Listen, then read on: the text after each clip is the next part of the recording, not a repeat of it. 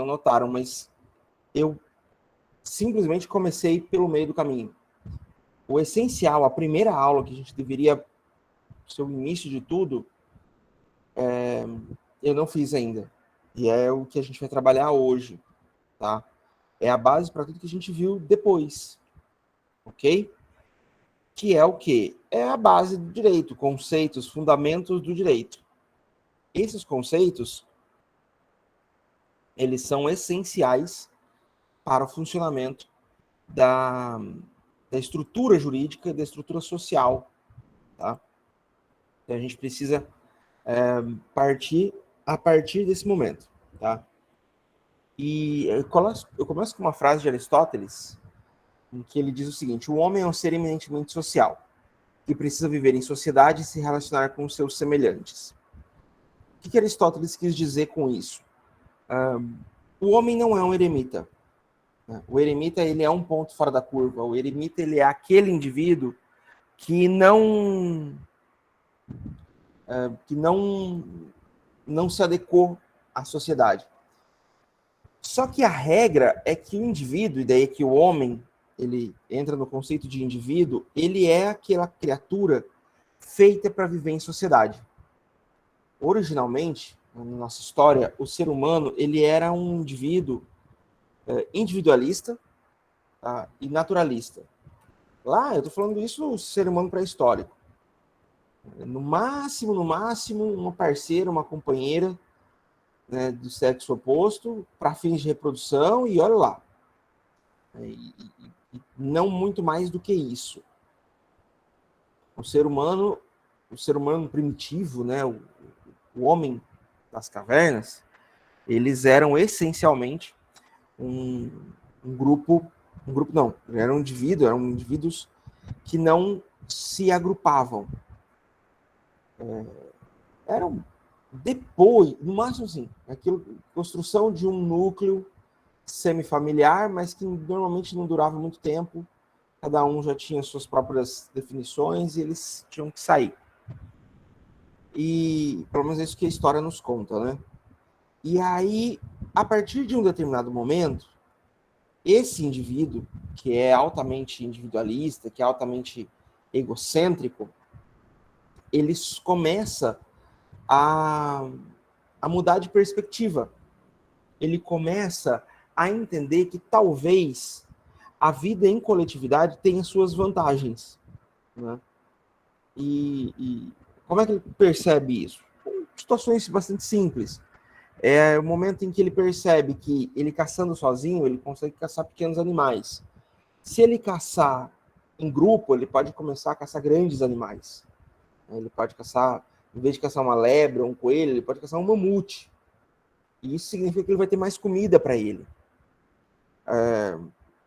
Ele percebe também que se houver um grupo maior, ele pode descansar em determinado ponto do dia, que os outros membros do grupo vão poder ficar vigiando e vão garantir a segurança do grupo. E aí, em algum momento, ele vai fazer essa função.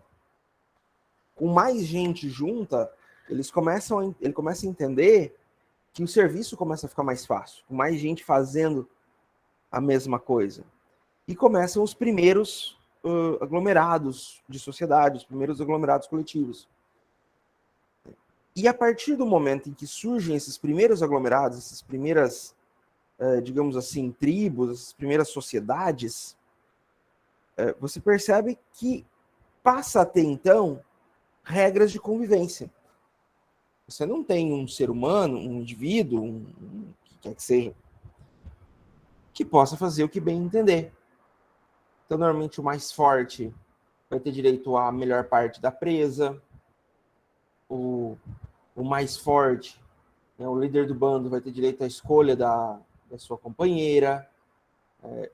Começam a haver a criação de hierarquias, começa a haver a criação de condutas aceitáveis e condutas inaceitáveis, que de alguma forma podem causar, inclusive, a exclusão daquele indivíduo do grupo, se ele cometer essas atitudes inaceitáveis.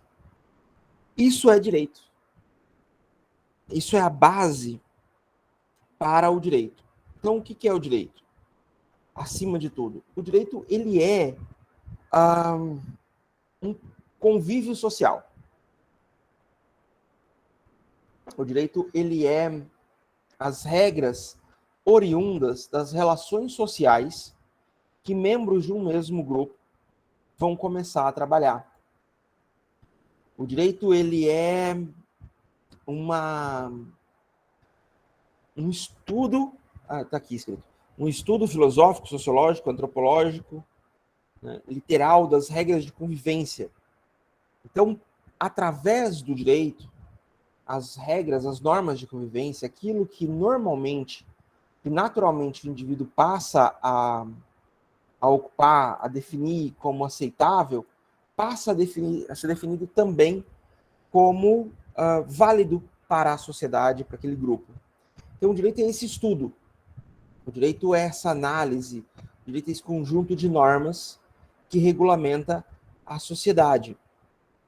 Então, assim, existem várias definições, vários conceitos do que é o direito, mas o conceito inicial são aquelas regras de convivência, são aquelas regras que ele parte dessa premissa, correto? Então, você estabelece normas de convivência, você estabelece condutas, formas de trabalho, e a partir dessas formas, a partir da maneira como você convive com o seu semelhante, é a maneira como você vai trabalhar a sociedade, trabalhar as regras de convivência, trabalhar a sua participação dentro desse estado, digamos assim, dessa sociedade. Certo? Com base nisso, isso é porque o computador é novo, tá? Bom, vamos lá. Com base nisso, o direito ele vai se estabelecendo como um regulamento social, como uma estrutura sociológica e como uma estrutura de sociedade, tá? E então ele vai se construindo, ele vai se adaptando, ele vai se formatando na construção de uma regulamentação mais, por algum estranho motivo, eu não estou conseguindo passar os slides.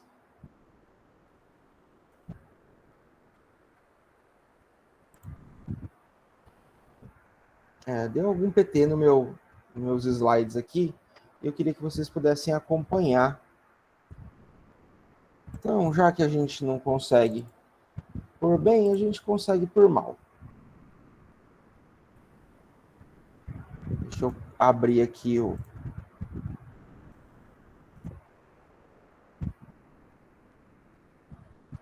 Já que eu não consigo fazer a apresentação de slides funcionar, vai a base do slide mesmo. E aí, ele vai começando a se estabelecer como, de uma maneira, a regulamentar as relações sociais. Tá? Como é que ela é regulamentado? Como é que ela se estrutura? Através de um aparato, através de uma estrutura social que ultrapassa o indivíduo e que se estabelece de uma forma muito maior, que é o Estado, tá? Que é uma construção social estatal. E o primeiro Estado que é construído é o Estado do mais forte, é o Estado da força. Então, o direito ele vai se derivar não de conceito social, mas muito da imposição de quem é mais forte, da imposição de quem tem mais poder. Normalmente você vai trabalhar com guerras a partir disso, você vai trabalhar com lutas, você vai trabalhar com circunstâncias sociais nas quais a sociedade ela vai se moldando ao interesse daquele que é o mais forte. Eventualmente, a sociedade evolui, as relações sociais vão evoluindo, e chegam num ponto em que a ideia de o mais forte ela deixa de ter uma pressão muito grande e porque assim a força bruta deixa de ter tanto valor. Então nós chegamos num estado em que que deve haver uma estrutura, um funcionamento, uma modificação da sociedade. E essa modificação ela vai acontecer inicialmente pela tecnologia, né? E quando eu falo tecnologia, não estou falando de internet, nem nada do gênero, estou falando de tecnologia disponível para a época. E essa tecnologia ela vai criar estados nacionais baseados em poderes divinos. Porque aí aquele mais apto passa a entender essa sua aptidão não necessariamente como como é que eu posso falar? Não como uma situação individual ou uma situação eventual própria, mas sim como uma carga divina, tá? Como uma benesse de uma divindade que fez dele o mais apto ao governo, mais apto ao poder. E aí essa estrutura de poder divino, ela vai vigorar durante um bom tempo, principalmente com o Império Egípcio, né? Onde a construção dos faraós, a ideia de faraós é toda baseada no misticismo religioso, né? De divindades e tal, de poderes fora da nossa alçada, que são capazes de trazer um avanço tecnológico para a sociedade que eles não estavam prontos, não tinham condições de acompanhar até então. E isso impacta nesse sentido. O que vocês sabem, é claro, é uma grande bobagem, porque, na verdade, a gente sabe que que os deuses egípcios não passavam de astronautas, tá? A verdade é essa, vocês sabem disso. Todo mundo já viu que os deuses eram astronautas. Sério? Nem vou falar nada. Isso é brincadeira, gente, tá? Pelo amor de Deus. Não pense que isso é verdade.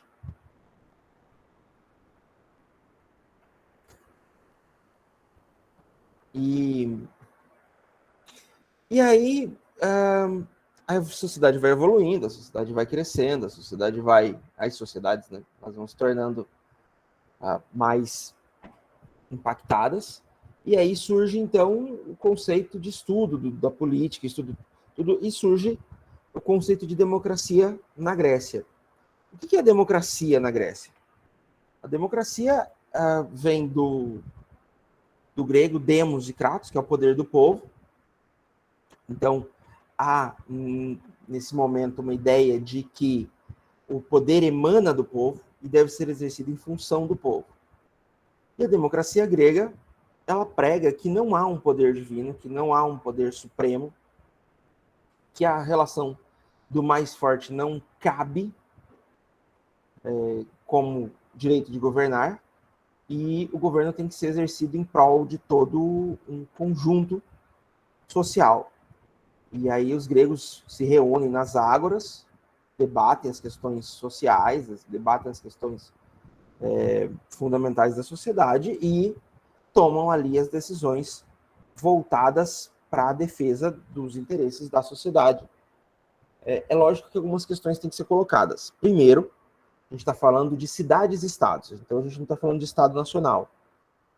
Seria inviável a gente reunir num lugar os, sei lá, 100 e poucos milhões de eleitores brasileiros aptos a votarem para decidir cada vez que a gente precisa dizer alguma coisa.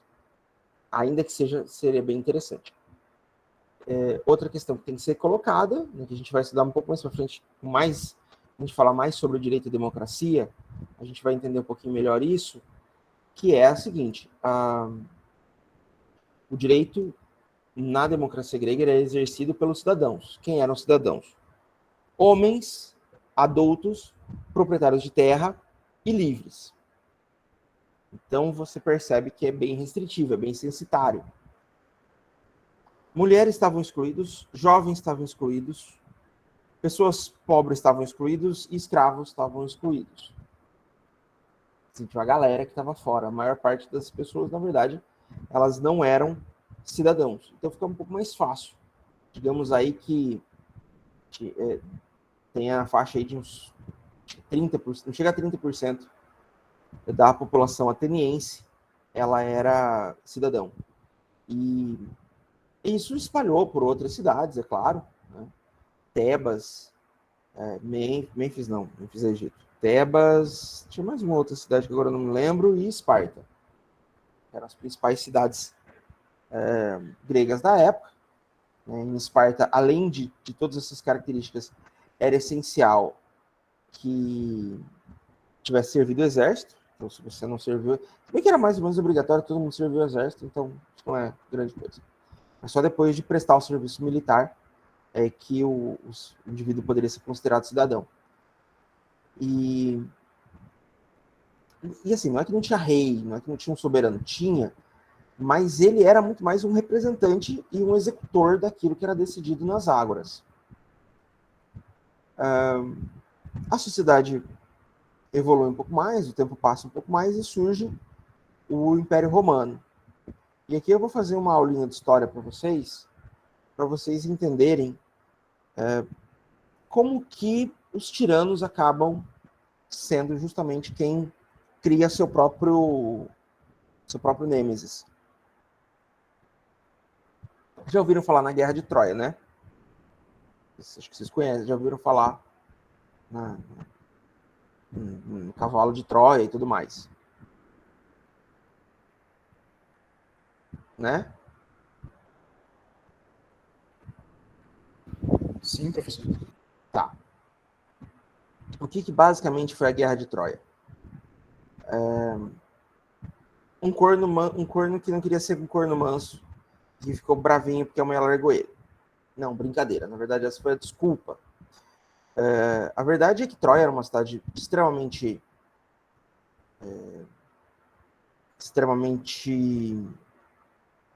desenvolvida, militar e economicamente. Era um entreposto comercial poderoso na época. E aí isso atraiu a inimizade, principalmente de Atenas, de Esparta, porque eles viam aquilo como uma ameaça. Quando os troianos vão até a Grécia para tentar negociar e conversar e criar relações amistosas, Menelau, que era o rei de Esparta, vê aí uma possibilidade de repente tentar alguma coisa. Só que ele sabia que não era uma boa ideia provocar abertamente Troia e aproveitou uma situação que aconteceu, que foi a esposa dele, a Helena, ter se apaixonado pelo filho do rei troiano Paris e fugido com ele.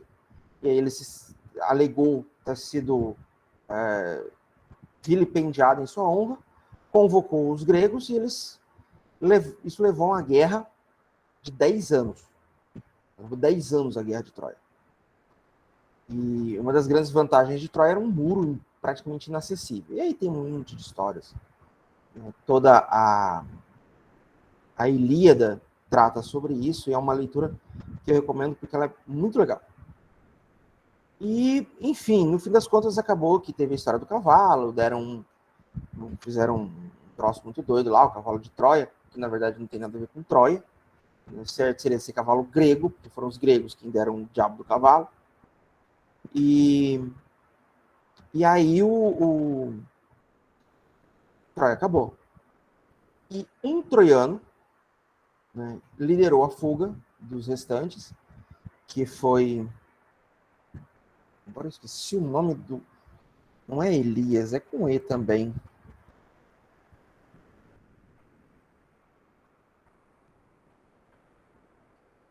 Eu esqueci agora.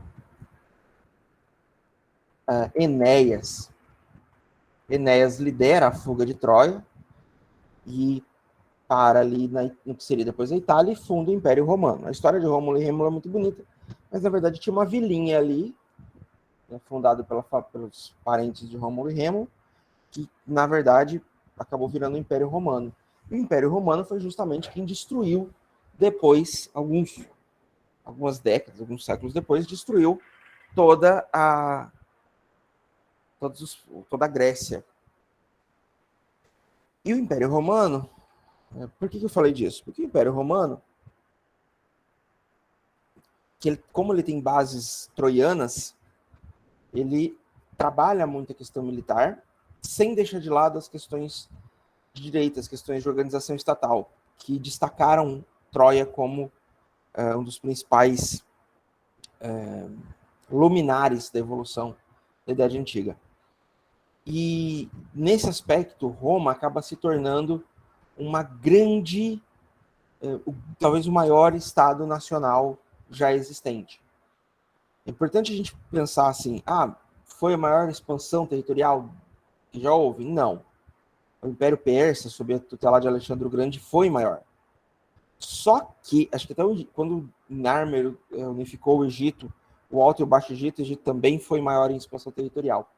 Mas eu acho que a grande questão aqui, que nos interessa em termos de direito e de construção do conceito de direito, é que Roma foi o primeiro grande império a se organizar juridicamente e a colocar todo o território conquistado sob uma mesma égide do direito. Territórios persas, territórios egípcios até então, os grandes conquistadores até então, eles conquistavam, dominavam, e aí depois eles iam embora. Tá? E aí ou dizimavam tudo, e a população que perdeu, né, a população derrotada virava escrava ou algo do gênero, ou então eles conquistavam sem muita oposição, e o que sobrasse virava quase que um território autônomo. Prestava vassalagem, tinha obrigações para com o conquistador, o Império Conquistador, mas eles tinham ainda sua própria estrutura jurídica e social, que eles não mexiam muito.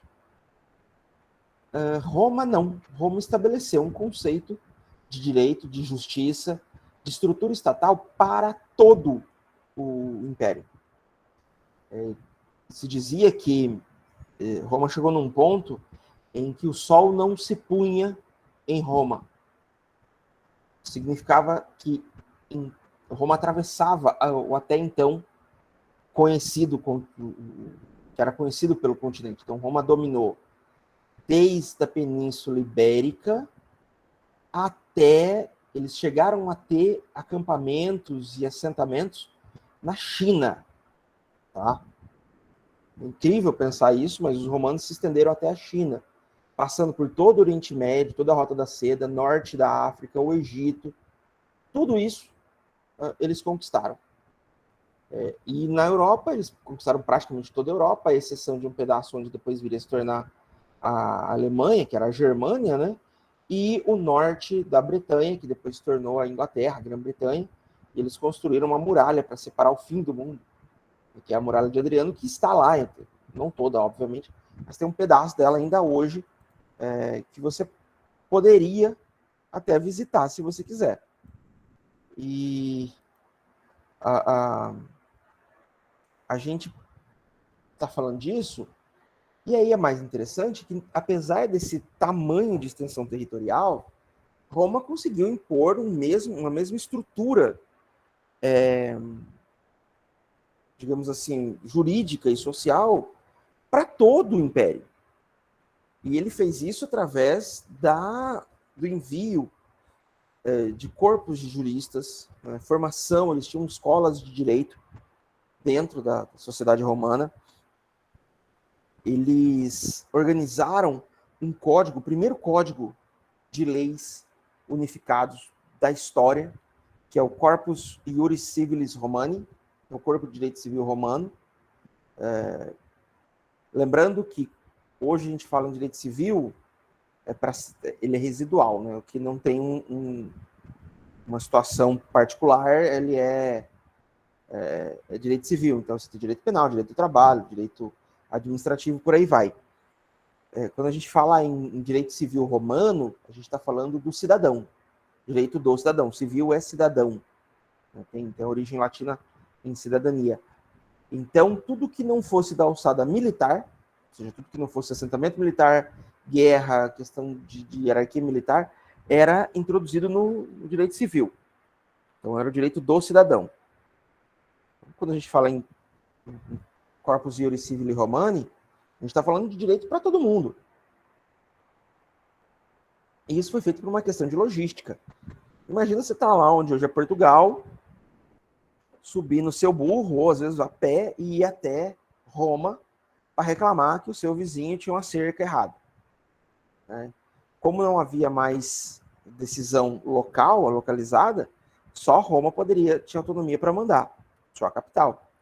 Então Roma define esse conjunto de leis, define uma estrutura jurídica unificada para todo o território, para todo o império, e a partir disso ele começa a aplicar e começa a desenvolver um sistema jurídico, começa a implantar a condição de magistrados, de magísteres, né, nos assentamentos, nos territórios dominados. E aí, a partir desse magíster, desses juízes, é que a lei vai ser feita com base nessa estrutura. Então, o direito civil romano, ele é, de fato, o primeiro grande corpo, a primeira grande estrutura estatal e social de direito existente no mundo. Tá? E a partir daí é que a gente vai estabelecer o funcionamento do direito. Tanto que o direito romano, até hoje, impacta, né, a formação do direito brasileiro. Né? O nosso direito brasileiro, ele é baseado, em muitos aspectos, no direito romano, inclusive a questão do direito positivo, que eu já mencionei com vocês, que é o direito escrito. Para o direito romano, até para unificar, para padronizar, o direito consuetudinário não era visto com bons olhos. Por quê? Porque eles tinham muitos territórios conquistados, muitos assentamentos, e aquilo que de repente era costumeiro naquele lugar, né, por exemplo, em determinada região, não era costume em Roma. E aí os líderes romanos que eram destacados para comandar aqueles lugares, aqueles assentamentos, poderiam ter problemas, porque ou eles seguiam as regras romanas, e aí o povo não ia aceitar porque não é o costume deles, ou eles seguem o costume local, e aí, nesse caso, eles iriam descumprir aquilo que seria esperado em Roma. Resultado, então vamos largar a mão dessa merda, vamos construir, vamos fazer um troço escrito, é o que vale, é o que está na lei. E aí a gente tem o Império Romano, dura seu tempo aí, né? Bom ou mal, a gente tem que respeitar ele, né? A gente sabe que tem muita coisa de ruim que aconteceu na época, tiveram a República, tiveram os impérios, tiveram os triunviratos, enfim. Deu certo, funcionou, é um dos que mais tempo durou, um dos impérios que mais tempo durou, acho que depois, acho que mais que ele só o Império Egípcio, pelo menos no Ocidente. E aí a gente tem a queda de Constantinopla, né? A gente tem a divisão do Império Romano, a gente começa a ter, então, uma mudança de perspectiva, e a gente tem uma ruptura da cidade antiga, o fim, a queda do Império Romano,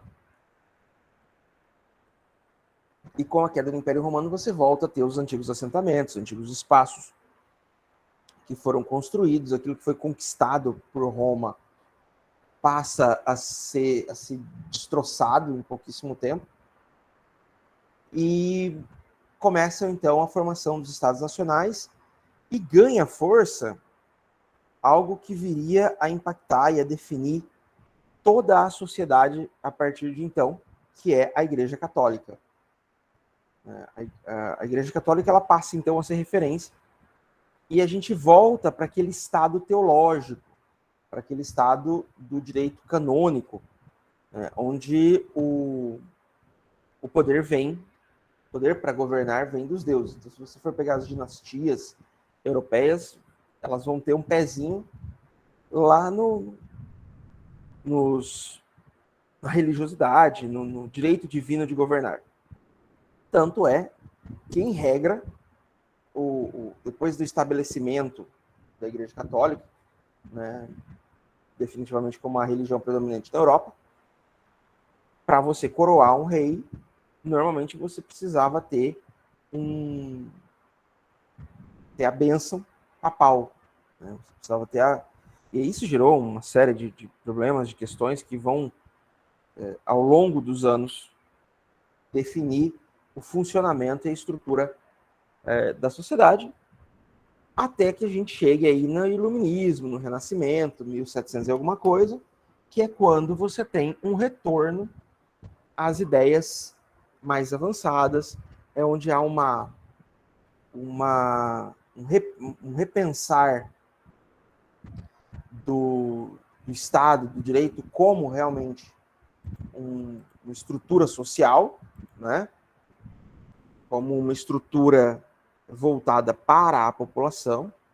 E aí tem uma obra que ela é essencial para a gente entender essa estrutura, né? A gente vai falar disso na próxima aula, provavelmente, que é o Contrato Social do Rousseau.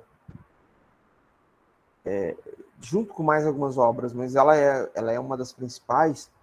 Você começa a entender o estado social, o estado de bem-estar social, você começa a entender que a sociedade, o Estado ela precisa estar voltado para a condução social.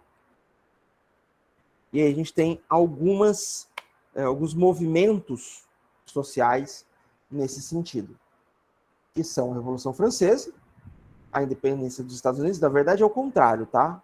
É a independência dos Estados Unidos e depois a Revolução Francesa.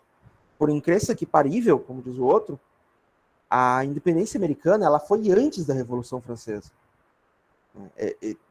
Eu tive muita dificuldade para entender isso, para entender essa cronologia de linha do tempo, porque eu tinha certeza de que a independência americana era uma coisa recente, era uma coisa nova, uma coisa que foi esses dias, e a Revolução Francesa era uma coisa antiquíssima.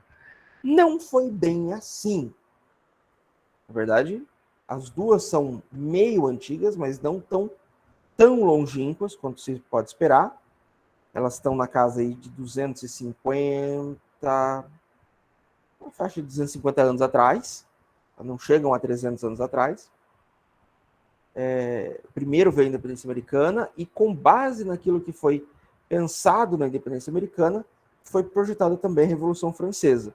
Interessante que a independência americana ela bebe da fonte iluminista e renascentista de muitos autores franceses, como Montesquieu, como o próprio Jean-Jacques Rousseau, além de autores ingleses, que também é bastante irônico, já que eles eram vinculados, era uma colônia inglesa, e aí autores como Thomas Hobbes, John Locke, vão dar base para a construção de um Estado nacional independente da Inglaterra. Enfim, esses dois movimentos se envolvem, né, se desenvolvem, causam uma ruptura e causam, então, comoções sociais em praticamente todos os países da Europa e depois do mundo, no sentido de você ter a formação de um Estado nacional com um Estado voltado para os interesses do povo, como estrutura jurídica e estatal que defenda de fato os interesses do povo. Tá? E aqui eu vou falar, eu acho que eu já até falei na aula passada, mas eu vou falar de novo, é nesse momento da Revolução Francesa que surge o conceito de direita e esquerda, tá?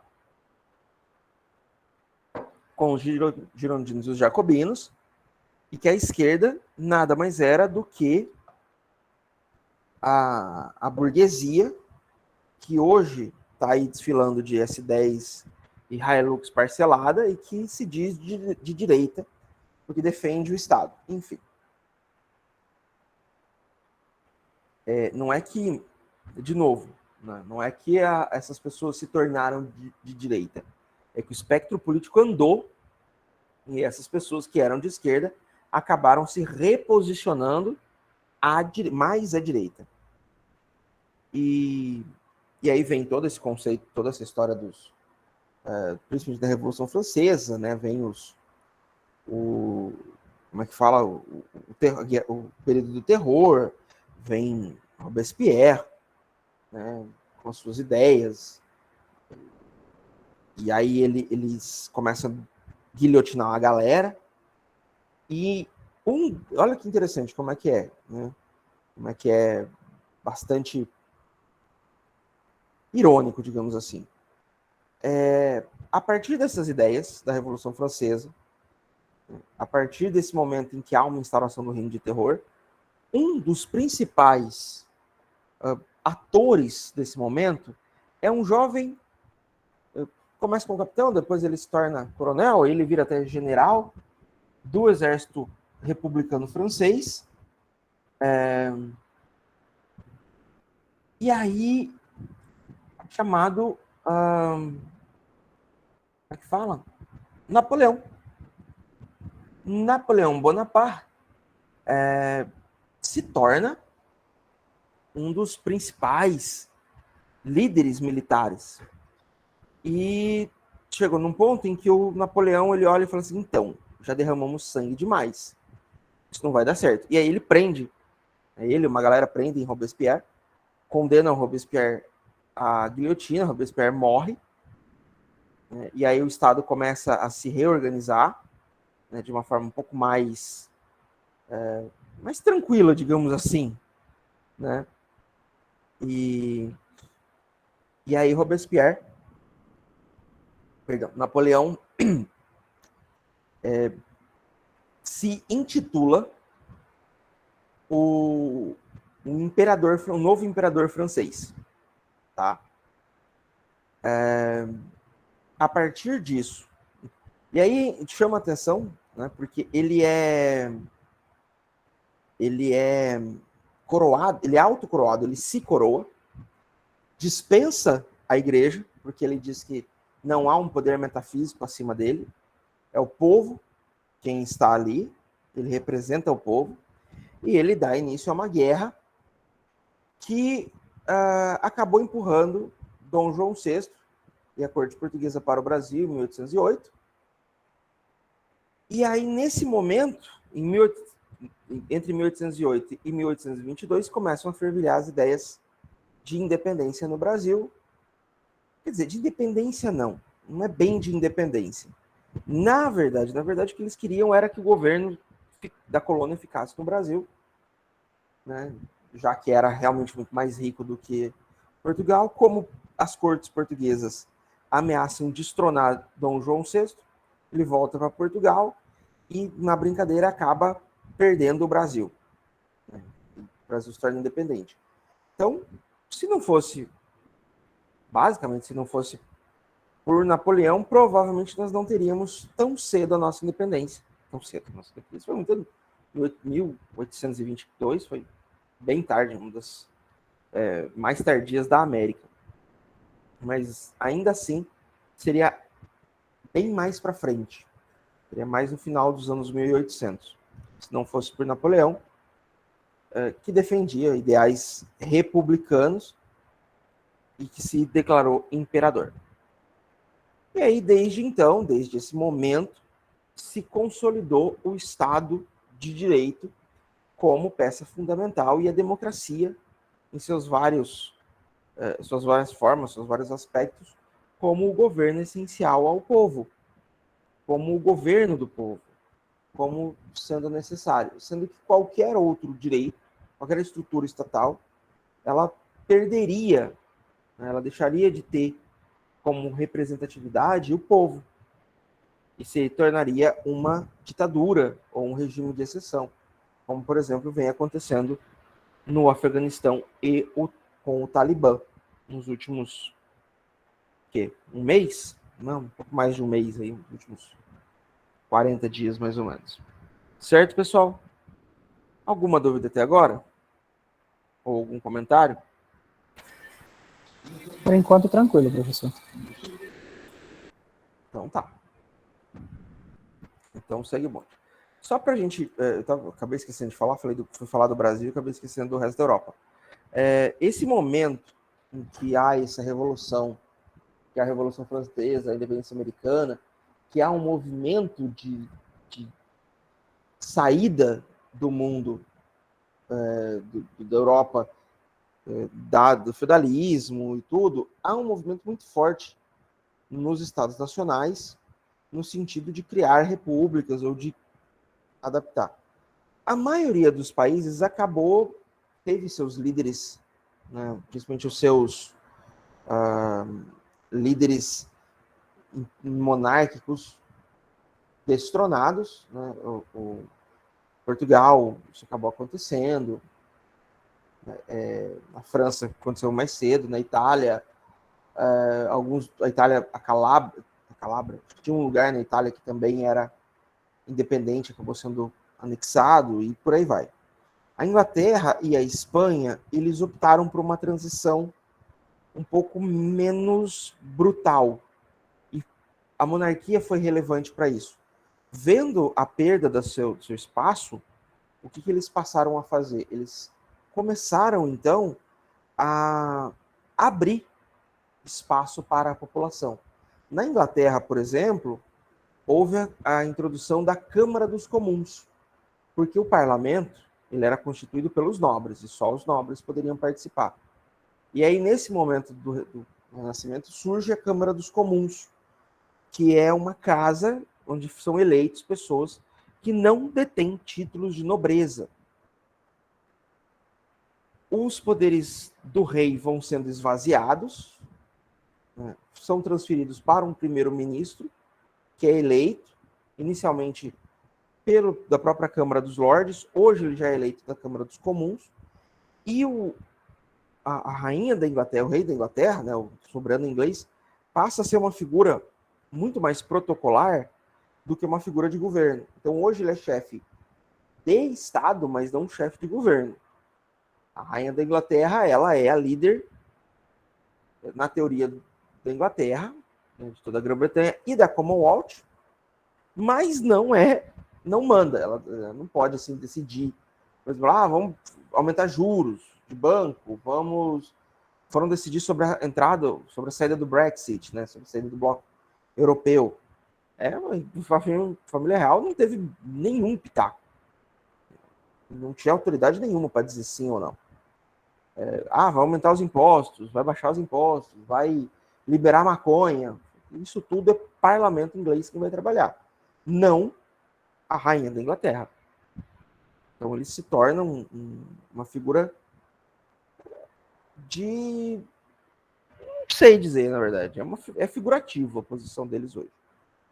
Assim como a monarquia espanhola, as monarquias nórdicas, na sua maioria, eles são raros os lugares na Europa onde ainda haja uma monarquia de fato. Na maioria dos lugares onde ainda existe rei, o governo é exercido pelo primeiro-ministro. Ou por qualquer outras... por exemplo, na Espanha, tem o presidente. Tem a figura do presidente e tem a figura do rei, o rei Carlos I da Espanha. Então o rei não manda nada. E outros países, como Portugal, por exemplo, a Itália, a Alemanha, eles optaram pelo fim da monarquia e a introdução. E aí é interessante que na maioria dos países, a França não, a França ela é presidencialista como o Brasil. Mas na França, perdão, confundi. A França é presidencialista como o Brasil. A Itália, a Rússia, a Alemanha e Portugal, eles são parlamentaristas. Então, existe o presidente, mas ele é uma figura, ele é um presidente, ele é um chefe de governo, perdão, um chefe de Estado, mas ele não é chefe de governo. Quem manda é o primeiro-ministro. Então, ele é uma figura, ele acaba sendo quase como um rei. Ele tem pouco poder político, pouca decisão. A grande diferença é que ele é eleito e não é transmitido. o poder. Então, o presidente da Itália, né, presidente aquele gente boa pra caramba, aquele professor que é presidente de Portugal, ele não exerce nenhum poder político de decisão. Né? Isso é por conta do primeiro-ministro, ele conversa, ele discute, ele aprova ou rejeita o primeiro-ministro, tem esse poder, mas ele não manda. E aí, só que o mandato dele vai acabar, ele vai ser sucedido por um novo personagem eleito, diferente, por exemplo, da Inglaterra, que a Rainha Elizabeth provavelmente vai passar o trono pro filho do príncipe William, tá? Pro neto do William, porque aquela mulher não morre tão cedo. Se é que ela vai morrer, né? Eu acho que ela vai viver eternamente. A gente vai estar tudo nós morrendo aqui e ela vai estar lá, vivinha. Ela não é uma reptiliana, só pode. Outra forma de definir, né, de a gente entender o direito, é como lei. Tá? E aí, como lei, a gente precisa entender ela da seguinte forma. Lei, no Brasil, quando a gente fala em lei, a gente está falando em direito positivado. Tá? É a lei. É a lei. A gente vai estudar, tá na nossa ementa, a estrutura da lei, a estrutura legal. Como é que se estabelece uma lei. Então, a lei, o que ela é? Ela é uma expressão da sociedade. Tá? Ela é uma norma abstrata que contém ali as possibilidades de conduta que o cidadão pode vir a ter, e aí, nesse caso, nessas possibilidades de conduta, o cidadão vai poder dizer, né, vai se enquadrar dentro dessas normas. E aí, cabe ao judiciário, em regra, se adequar ao caso concreto, tá bom? Então, e aí, a gente tá vendo, vai analisando ao longo da evolução legal, de acordo com a evolução da sociedade, tá? Beleza? Então essa é outra forma da gente discutir a lei, discutir o direito, tá? Pela lei, o cidadão dá ao indivíduo, ao Estado, a autoridade para ele fazer o controle, para ele ter o poder de polícia. E aí aqui, a base da lei é um interesse coletivo se sobressaindo ao direito individual. É a partir da estrutura do Estado, da lei enquanto lei positiva, né, que a gente tem essa ideia de que o Estado, né, ele é um estado de bem-estar coletivo. É a partir desse momento que a gente enxerga o direito como uma expressão da coletividade e não da individualidade, ou deveria ser, pelo menos.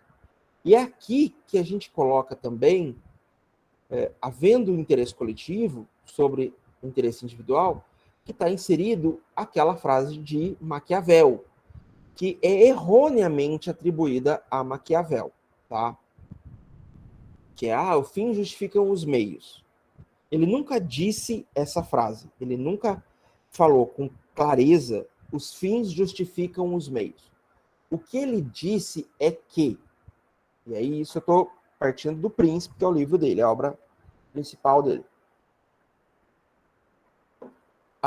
O Estado tem o direito de prejudicar, talvez não seja a melhor palavra, mas de causar alguma atribulação ao indivíduo, desde que haja um benefício coletivo à vista. Ok? Então, não é assim, eu tenho um objetivo bom, eu posso fazer o que eu quiser. Não é isso. É que pode haver alguma lesão a um direito individual, desde que isso seja feito para o interesse coletivo. Então, por exemplo, você vai passar essas linhas de alta tensão, essas linhas de alta tensão, né? Em regra, eles vão ter aquelas torres enormes que passam pelo menor caminho possível. Isso significa que eles vão passar por fazendas particulares. E aí é óbvio que a antena tem que ser instalada. O que vai acabar acontecendo? Há uma questão de servidão, é obrigatório ao indivíduo, ao proprietário daquela fazenda, que ceda o espaço necessário para a instalação da torre de transmissão. Isso é absoluto? Sim. Ele vai ter direito à indenização, ele vai ter direito a uma série de outras questões, mas há a obrigação dele ceder aquele espaço, porque qual é o interesse? O interesse é coletivo. O interesse é levar a luz, que é um benefício para todos, e isso vai ser sobreposto ao interesse individual. É a mesma lógica, por exemplo, das desapropriações para a reforma agrária e das desapropriações para moradias. Então você tem aí um terreno que não é utilizado, você tem um prédio que não está sendo utilizado, você tem espaços privados que estão parados, sem utilidade nenhuma, e você tem pessoas que estão precisando ter um abrigo, precisam ter casa. Então, há um prejuízo para o indivíduo? Sim, existe um prejuízo para o indivíduo, ele perde aquele lugar que ele tem, que é a propriedade dele. Ele forçadamente é obrigado a entregar mediante um pagamento de indenização. Porém, o interesse da coletividade, ou seja, da sociedade, é maior. Ou pelo menos deveria ser. É óbvio que isso funciona muito bem no papel, isso funciona muito bem para Maquiavel, quando ele escreveu O Príncipe, há trocentos mil anos atrás, e não funciona na sociedade atual, porque na sociedade atual as pessoas acham realmente que deixar um terreno no centro da cidade parado, uma propriedade, um imóvel parado, só para ter especulação, só para ele valorizar no momento futuro, é realmente mais importante do que dar teto para as pessoas. E aí coisas como a gente ter 6 milhões de habitações desocupadas no Brasil e ter 5 milhões de famílias sem teto no Brasil seria justificável. Enfim, como diria meu filho, enfim, é hipocrisia. Tá? Mas é óbvio que a gente tem que ter um limite para a atuação estatal. Qual é o limite? Qual é o espaço em que a coletividade pode se sobressair antes que isso vire uma ditadura? Em que momento a gente tem isso? Essa é uma análise que tem que ser feita com muita ponderação. Por exemplo, estão dizendo que é ditadura da vacina obrigar as pessoas a ter o passaporte da vacina para entrar em determinados lugares e que isso seria um excesso do Estado à sociedade. Porém, eu não sei dizer, olhando quem é que vacinou e quem não vacinou. O meu filho não vacinou ainda, porque aqui na minha cidade ainda não liberou as doses para a idade dele. A minha filha de 8 anos não vacinou de jeito nenhum. Eu vou expor ela, expor ele ao risco de um contágio? Porque se eu tivesse certeza que o cara que não vacinou, só ele pegasse, dane-se. Mas aí o interesse público está sobressaindo ao interesse estatal, quando a gente obriga. Ninguém está sendo obrigado a ser vacinado, na verdade. Está sendo obrigado a vacinar, a estar vacinado para entrar em determinados lugares, só isso. Que seja feita a diferença. Por outro lado, é claro que quando você, por exemplo, define, quando um chefe de Estado define que não vai ter eleições se não tiver um determinado modal de voto que foi votado e foi rejeitado pelos representantes eleitos, como foi o caso, né, e a gente ainda questiona, a gente ainda não tem certeza, só o ano que vem mesmo para ter certeza, que o nosso presidente falou que não vai ter eleições em 2022 se não for voto impresso, algo que foi votado exaustivamente. Tá? Não foi votado esse ano a primeira vez. A gente já tá, essa foi a 4ª votação tendente a devolver o voto impresso. E todas as vezes o voto eletrônico foi supremo. Todas as vezes. Nunca houve a possibilidade de retorno ao voto impresso. É a 4ª vez. Só que ninguém até então disse que não vai haver eleição se não tiver voto impresso. Até o Bolsonaro. O Bolsonaro está falando isso. qual é o interesse público aqui? E qual é o limite da intervenção estatal? O Estado pode intervir a esse ponto? O Estado pode decidir fechar o Supremo Tribunal Federal? Supostamente para defender a população? Ninguém me perguntou se eu quero que feche o Supremo Tribunal Federal. Ninguém questionou a população. Tá? Quando a Dilma foi alvo de processo de impeachment, foi sugerido várias vezes, inclusive foi posto em pauta de votação no Congresso, um referendo revogatório, que não é previsto no Brasil, mas seria uma opção. Vamos votar. Quem quer que a Dilma saia, quem quer que a Dilma continue. Ninguém teve coragem suficiente para colocar isso, porque sabia que muito provavelmente a Dilma não iria sair. Em vez disso, fizeram um processo de impeachment fajuto, sem vergonha, tá? Que do ponto de vista jurídico é ridículo, ok? Porque pedalada fiscal não é crime, impeachment serve para crime, pedalada fiscal não é crime, e os decretos de crédito suplementares até é ilegal, apesar de que todo mundo fez, mas isso não é justificativo, eu entendo isso. Porém, e aqui eu quero chamar uma atenção muito importante, o impeachment da Dilma, o afastamento dela foi votado num domingo. Na terça-feira, aprovaram um projeto de emenda constitucional autorizando a emissão de decretos suplementares de crédito. 2 dias e aprovaram a liberação, a legalização daquilo que teoricamente motivou a saída de uma presidenta legitimamente eleita. E eu assisti toda a votação. E eu não me lembro de ninguém ter votado a favor do impedimento dela, a favor da saída dela, para acabar com decretos de crédito suplementares ou para acabar com pedaladas fiscais, que era o crime do qual ela estava sendo acusada. Votaram pela... Parecia o show da Xuxa, gente. Ah, pelo meu filho, pelo meu não sei o quê. O outro votou pela família. Aí, dali 10 minutos, voltou e falou, eu esqueci de falar do meu filho. Juro para vocês. Tá? O cara votou em favor da família brasileira tradicional. E ele esqueceu o filho dele. A outra votou em favor do meu marido, que é defensor da família. Foi pego por estupro 15 dias depois. É esse o nível de gente que votou. Tá? Então, do ponto de vista jurídico, aquilo foi golpe. Isso não é opinião minha, isso é um fato consolidado. Mas se ela era uma boa governante, se o governo era bom, se você aprova, isso é uma outra questão. Aí vale o referendo revogatório. Falou, não tá bom e a gente vota. E aí a opinião da qualidade do governo dela é outra coisa, não tem nada a ver. Estou falando especificamente do processo legal jurídico do impeachment, que foi uma imposição do Estado, né, sob a vontade da população, que elegeu uma pessoa. Tá bom? E aí, só para a gente finalizar nosso encontro de hoje, o que é o estudo do direito? Que é o que a gente vai fazer, que vocês vão fazer nos próximos 5 anos. O estudo do direito é uma análise das relações sociais e jurídicas que vão desenvolver normas legais. E é o estudo de um fenômeno social, que é o direito. E o que é o direito?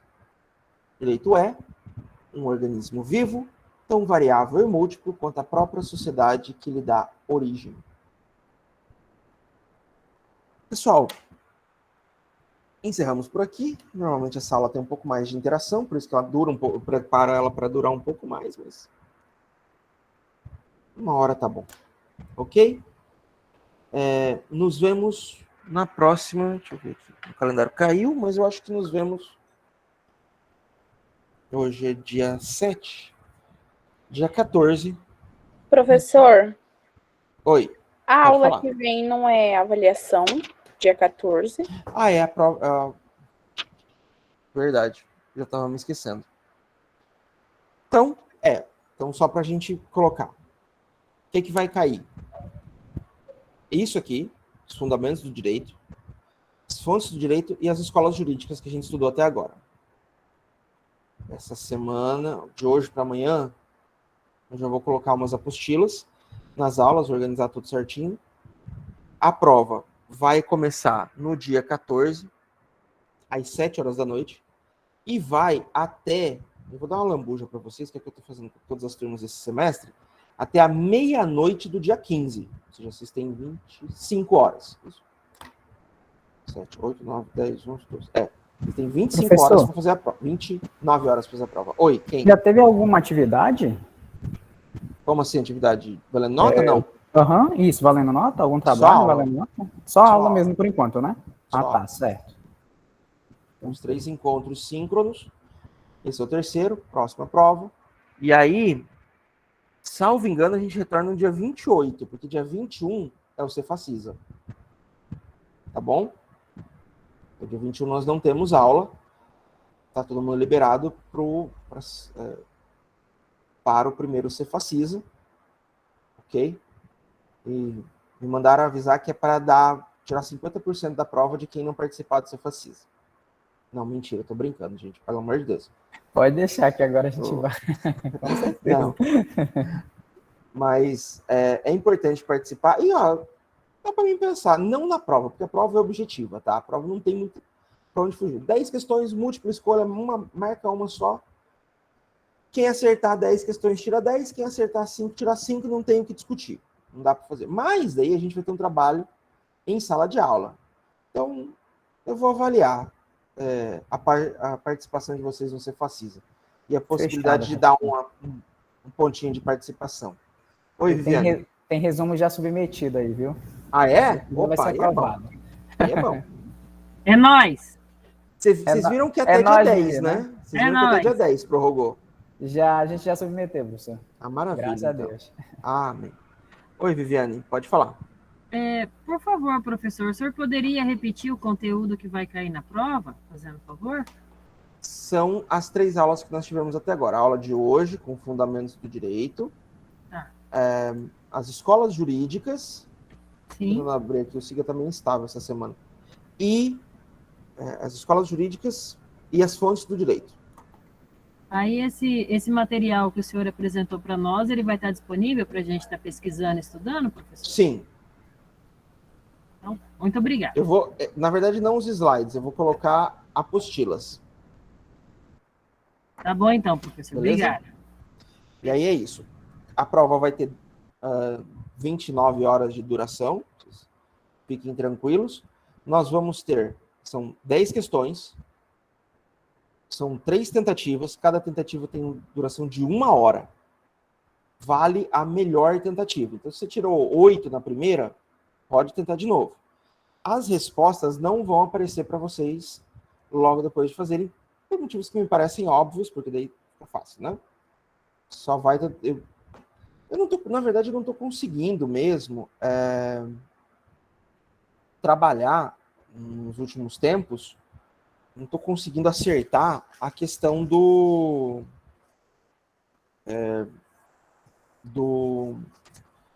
sistema. Ele está estranho, estável, ele não aparece, porque normalmente depois que encerra a prova, depois que encerra a avaliação, deveria aparecer o gabarito, mas não está aparecendo. Então, eu normalmente tenho lançado um arquivo em PDF no SIGA-A com as respostas para vocês verem o que acertaram ou erraram, tá bom? Mas isso, óbvio, depois que terminar a aula. Provavelmente no sábado eu vou disponibilizar isso, tá bom? Certo, pessoal? Acho que por hoje é só. Valeu, pessoal. Tchau, tchau, pessoal. Nos vemos. Então, aí dia 14 não tem aula. Não tem encontro síncrono, é só a prova. Dia 21 você Cefacisa. Nos vemos. Eu vou pôr no grupo, gente. Porque eu vou ter que descobrir se dia 28 a gente vai ter aula, tá? Mas eu ponho no grupo para vocês. Por quê? Porque dia 28 é dia de servidor público. Eu não sei se nós vamos... se vai ser ponto facultativo, se não vai. O governo normalmente tem jogado para sexta-feira. Ou então, eles estão emendando. O ano passado eles emendaram. Talvez eles joguem para segunda-feira, dia 1º. Para emendar com o dia 2. Mas assim que eu tiver uma posição, eu me toquei disso essa semana, eu acabei não falando ainda com a coordenação, mas assim que eu tiver uma posição da coordenação, eu aviso vocês para saber se a gente vai ter um encontro síncrono no dia 28 ou não. Mas eu aviso vocês, tá bom? Se a gente não tiver, eu gravo uma videoaula e disponibilizo para vocês. Beleza?